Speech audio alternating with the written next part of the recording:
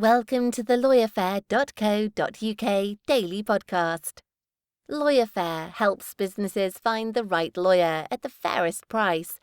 But on this podcast, we just chew the fat with some great guests. But there we have it. It is the LawyerFair Daily Podcast again. It is an early Tuesday morning in September. The skies outside are extremely grey in London, but I am joined by another early riser, Peter Walsh, MD, founder, head honcho at Match Capital. Morning, Peter. Good morning, Andrew. Thank you very much for joining us. And I know one of the things I like, or I'm anticipating that I'm going to like about this chat, is I know Match Capital very well because I've used you. And therefore I am a great advocate of what you do. And I found your service extremely helpful when LawyerFair was going through our seed round earlier this year. So just give us a little bit of background about what Match Capital does.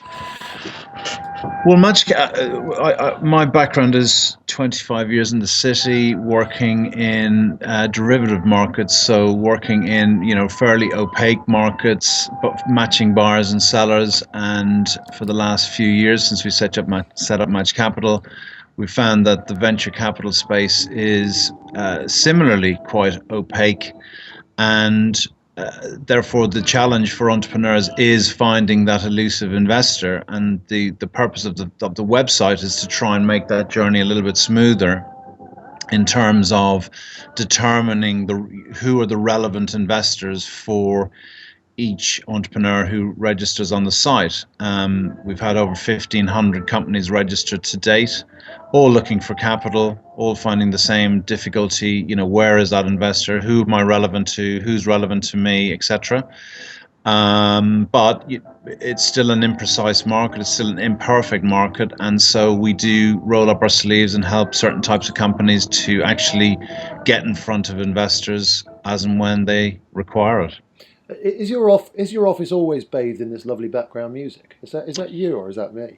We're based in the funky town WeWork. So I don't know if you're familiar with the WeWork is I love WeWork. Yes. WeWork is the Institute of Directors in the 21st century, Andrew.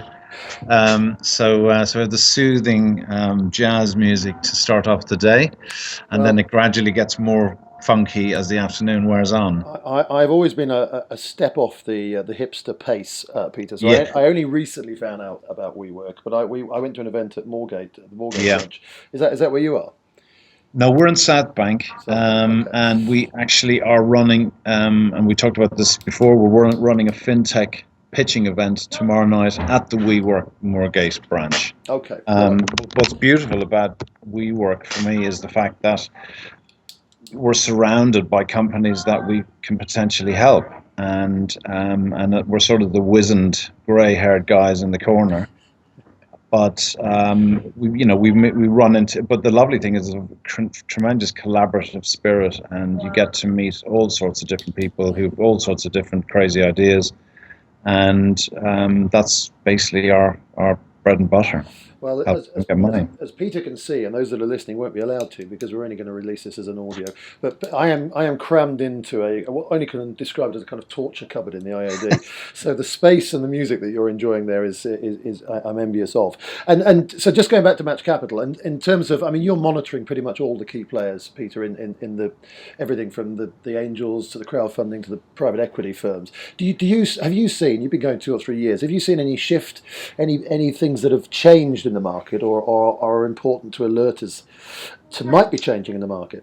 Well, I think one of our observations, and it's just our own experience, so I can only reflect on what we've seen. But I thought that 2010, 2011 things couldn't really get much worse. There was a lot of ideas out there. There was a lot of money there, but they were having difficulty committing. People were sitting on the fence, and I thought that conditions would ease through 12, 13, 14 and beyond as confidence came back and as the economy started to recover.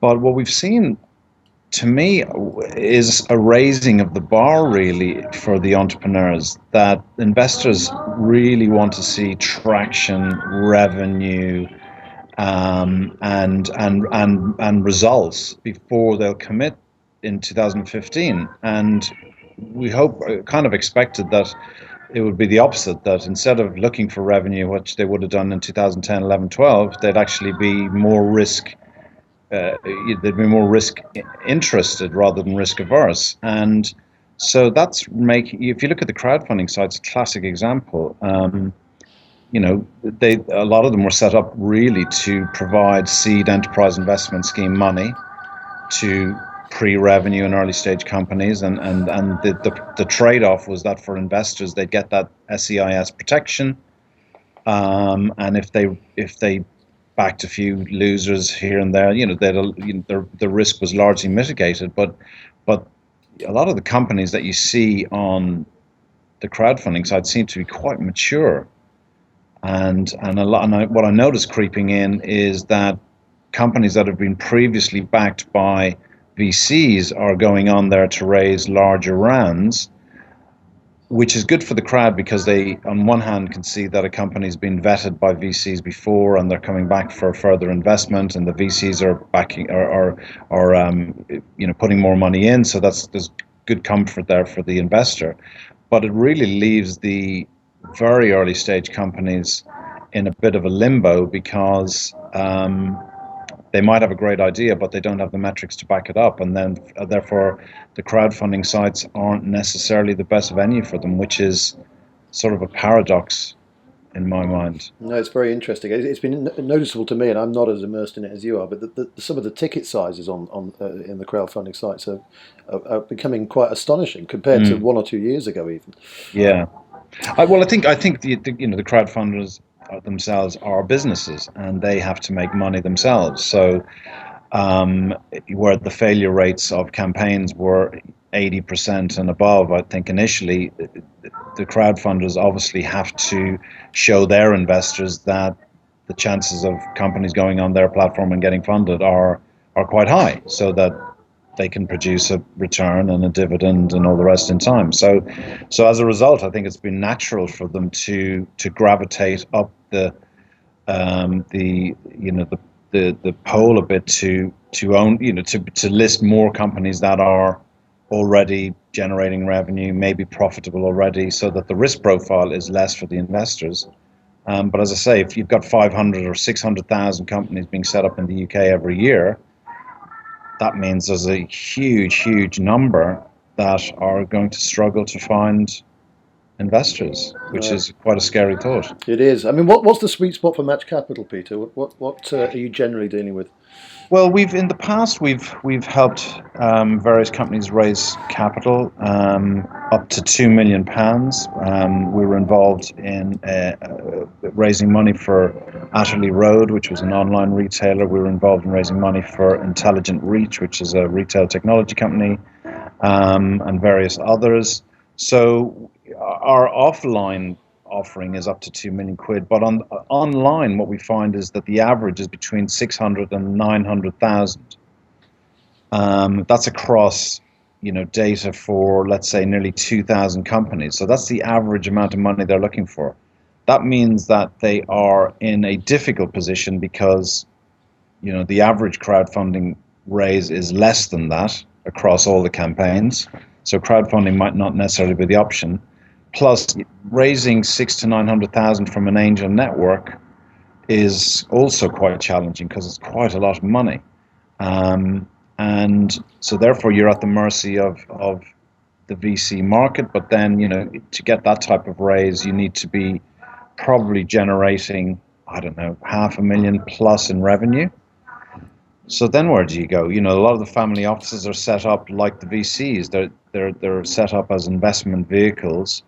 So they operate very much like a VC. So I guess you've got the corporate market. You could go to corporate investors, but they have difficulties in reflecting in small investments on their balance sheets, which is quite off-putting for them, and that's down to the accounting rules in the UK, which makes the funding market incredibly difficult in the UK. I mean, we read about all these banner raises in the States and they embarrass us, but it's a very challenging space, and we find it every single day. We meet great entrepreneurs who've got great ideas, they've got nice businesses, but they all need that juice, and finding the money is incredibly difficult from what I see. Well, it's interesting you say that the 600 to 900 raise is the sweet spot, because I think Jeffrey Boycott might describe that as the corridor of uncertainty in terms of fundraising, because it's just a little too much for the angels generally, and it's not exciting enough for the VCs. Exactly.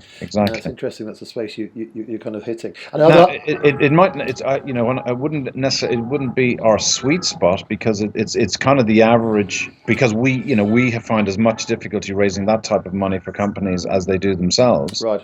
But it's definitely an unsweet spot in terms of that's a real gap that needs to be filled. Yeah. And I don't see people rushing in to fill it. And maybe that's, we've ended up in that space probably because it is the most difficult space. Yeah. And we may find that, it's just as difficult for us to crack that market as it's been for everybody else. That's interesting. And obviously you're doing this event tomorrow. Is it WeWork South Bank tomorrow? WeWork Moorgate tomorrow. WeWork Moorgate, I'm sorry. And that's a fintech event, and that's matching. Yeah. I mean, is that just an offline version of what you do? Is that matching entrepreneurs and investors? Well, it's designed really to back up what we do online. I mean, we see hundreds of companies registering on the site, and we decided that what we would do is run very specific curated events to back it up. So we've done a couple of retail tech events in the past. We're going to run fintech tomorrow night. We have a food and agricultural tech event lined up for the third Wednesday in October. Then we're going to do retail tech again in November, and just try and rotate the sectors so that there's a continuous series of similar pitching events.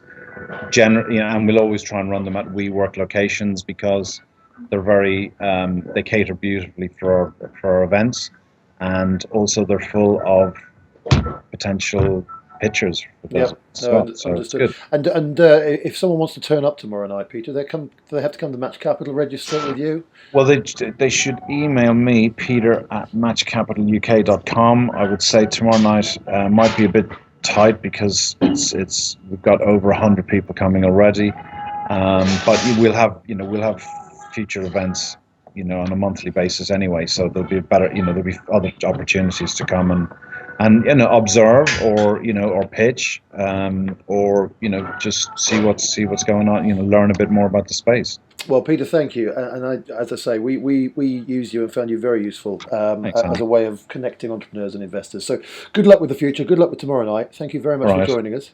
Thanks, Andrew, and best of luck to you as well. We wish LawyerFair every success as well. That's very, very kind. I like the way you scratched my back a little at the end there. But do enjoy that ever-increasing volume of that music as well, Peter. I think I'd find it distracting. Yeah. But well done, mate. Speak to you soon. No worries. Thanks. Thanks, Peter. That was the LawyerFair Daily Podcast, and we'll be back again tomorrow. Many thanks.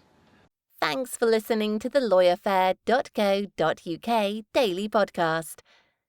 If you'd like to listen to more, why not subscribe and download each episode via iTunes, or visit us on the LawyerFair.co.uk website.